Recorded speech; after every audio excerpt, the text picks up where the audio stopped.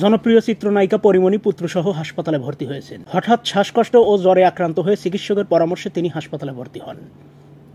একই সময় জ্বরে আক্রান্ত হয়ে ভর্তি হয়েছেন তার ছেলে গুড্ডু। পরিমণির শ্বাসকষ্টের কারণে তাকে নির্দিষ্ট সময় পরপর নেবুলাইজ করতে হচ্ছে। যদিও তার শ্বাসকষ্ট কিছুটা কমেছে, তবে জ্বর ও শরীর ব্যথা এখনো রয়েছে। চিকিৎসকের পরামর্শ আরও কয়েকদিন তাকে হাসপাতালে থাকতে হবে।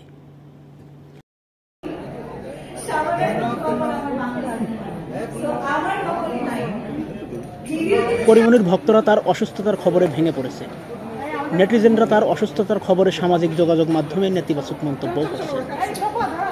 পরিমণির ঘনিষ্ঠজন জানান তার শ্বাসকষ্টের সমস্যা কমেছে, তবে প্রচণ্ড জ্বর আছে, ঔষধপত্র দেওয়া হয়েছে। কয়েকদিন হাসপাতালে ভর্তি হওয়ার মধ্যেই সামাজিক যোগাযোগ মাধ্যমে একটি ইঙ্গিতপূর্ণ পোস্ট দিয়ে ভক্তদের কৌতূহল বাড়িয়েছেন এই নায়িকা। সামাজিক যোগাযোগ মাধ্যমে তিনি লেখেন, এই শহরের একটি প্রাইভেট হাসপাতালের আত্মকাহিনী। কত শত মানুষ এর ভুক্তভোগী, আল্লাহ মাফ করুন।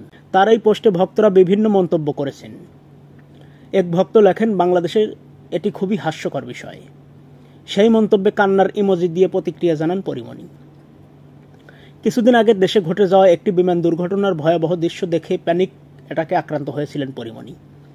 সে সময়ও তাকে হাসপাতালে ভর্তি হতে হয়। সেই ধাক্কা কাটিয়ে ফের স্বাভাবিক জীবনে ফিরলেও নতুন করে অসুস্থ হওয়ায় ভক্ত অনুরাগীরা দুশ্চিন্তায় পড়েছেন।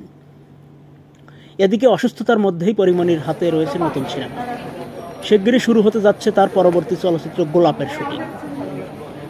রাজনৈতিক থ্রিলার ঘরানার এই সিনেমায় তার বিপরীতে অভিনয় করবেন নীরব।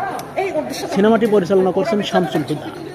এর মধ্যে পরিচালক ও পরিমণি একাধিকবার চিত্রনাট্য নিয়ে আসছেন।